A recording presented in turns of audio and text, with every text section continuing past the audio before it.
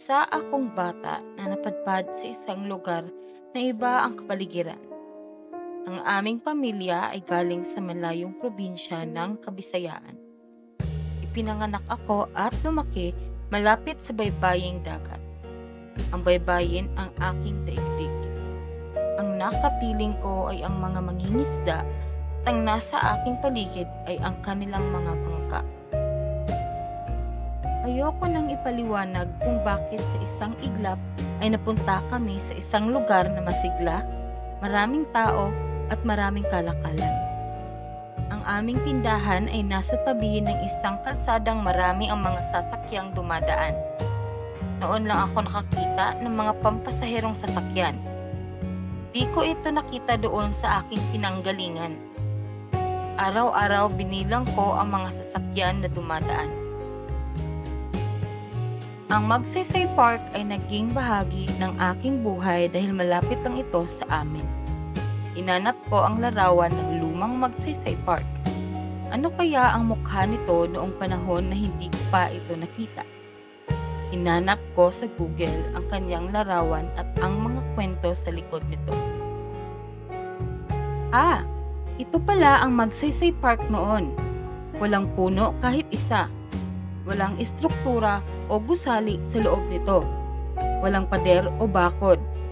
Kitang-kita ang Davao Gulf at ang mababang seawall nito at ang Samal Island. Kitang-kita ang pantalan, ang masigla nitong kalakalan at ang mga barkong paalis, parating, at mga barkong nakahimpil.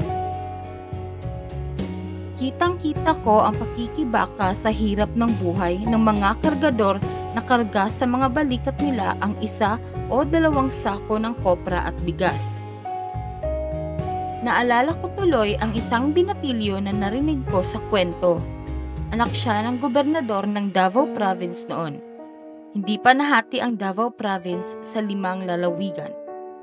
Madalas niyang payuhan ang anak niyang pasaway dahil namamalagi ito sa pantalan at nakihalubilo sa mga kargador sa halip na pagtuunan ang pag-aaral. Sabi ng ama sa kanyang anak, magiging kargador ka habang buhay. Sayang at maagang namayapa ang gobernador. Hindi niya nakita ang anak na pasaway na naging alkalde sa mahabang panahon at naging Pangulo ng Pilipinas. Tanging ang estatwa ni Pangulong Magsaysay ang matingkad na makikita sa loob ng liwasan. Oo nga pala, ang parke na ito ay bahagi ng isang reklamasyon upang mapalawak at mapalaki ang pantalan. Subalit na bago ang takbo ng kasaysayan nito. Ginawa ang parke bilang alaala sa Pangulo ng Pilipinas, ang naturingang The Man of the Masses na sobrang minahal ng sambayanang Pilipino. Sa kasamaang palad, siya ay namatay nang bumagsak ang eroplanong sinakyan niya noong October 17, 1957 sa Mount Mangungal, Cebu. Ito ay nasa 3 ektaryang lupain na dinisenyo ni Alfredo J. Luz at natapos ang pagkagawa nito noong July 30, 1960. Mabilis ang pag-unlad ng Magsaysay Park. Nang datnan ko ito noon, ganoon pa rin siya. Walang puno, walang bakod, walang gusali, subalit may isang malaking pagbabago at ito ay ang isang malaking entablado na may estatwa ng tigre sa may hagdanan nito. Pinagawa ng Lions Club of Davao City. Nagkaroon ng masiglang kalakalan sa loob ng park. May nagbibenta ng mga prutas at kakanin at may nagpaparenta ng comics.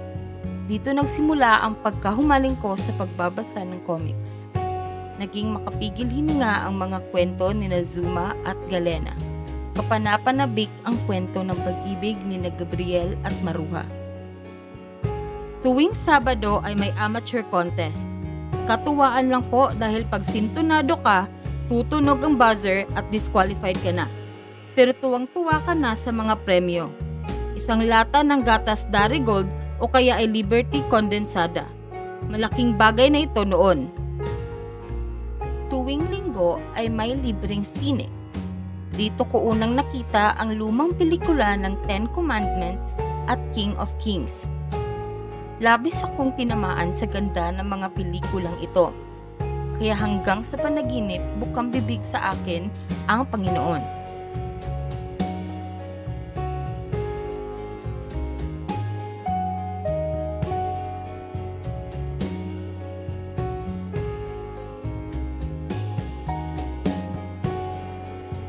Ngayon, ito na ang Magsaysay Park.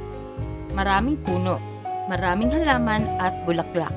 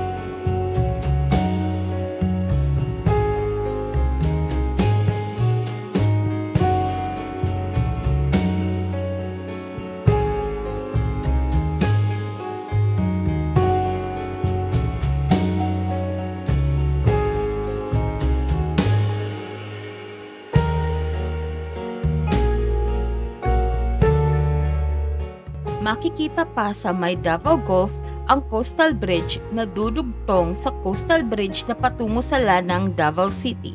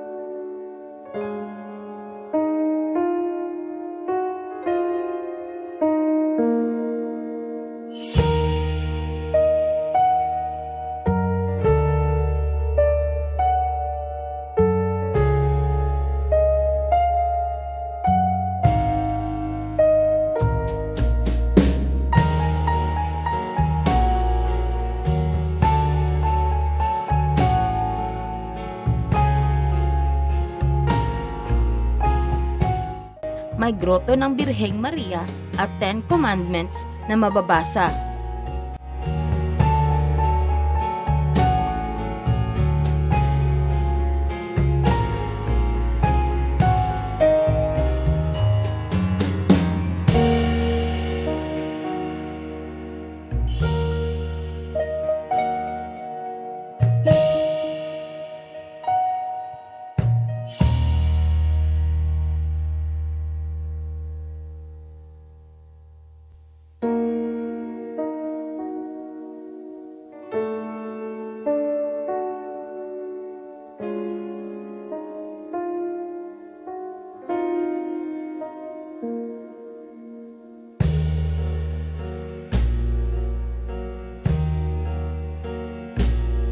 Nang maging alkalde ng Davao City si Mayor Baste Duterte, ginawa niyang sentro ang Magsaysay Park sa mga kadayawan activities.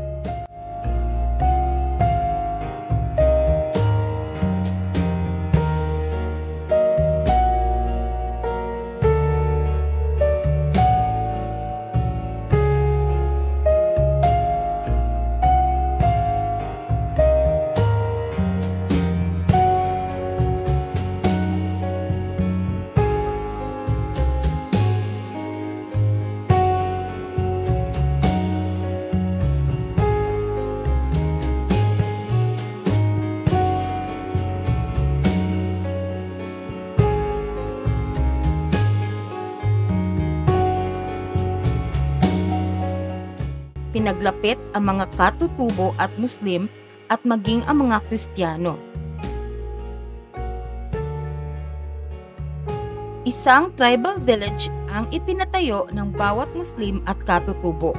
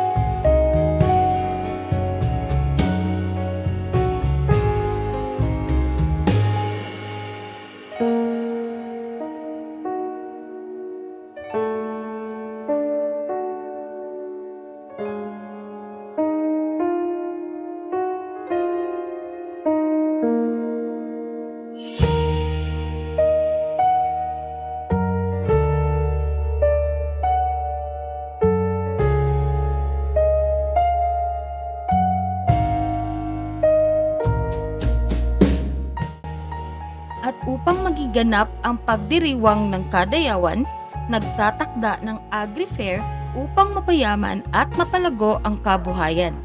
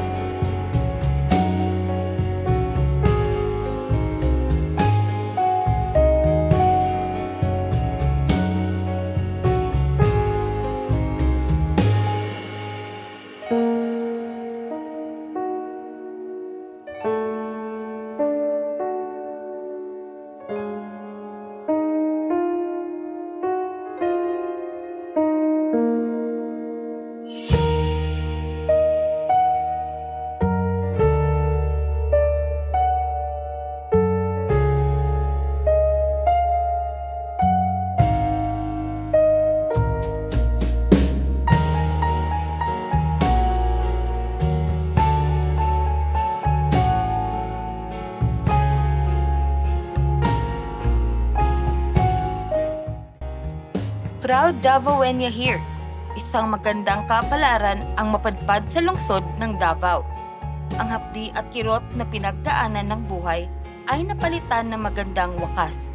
Gayunpaman, may sundot at kirot ang aking nararamdaman nang makita ko ang mga hagdan patungo sa estatwa ni Ramon Magsaysay. Dito kasi sa mga hagdan ng Bantayog, naaalala ko ang isang tao na walang pakialam sa sasabihin tungkol sa kanya. Di ko malimutan, sumayaw siya ng budots kasama ang mga batang yagit sa Magsaysay Park.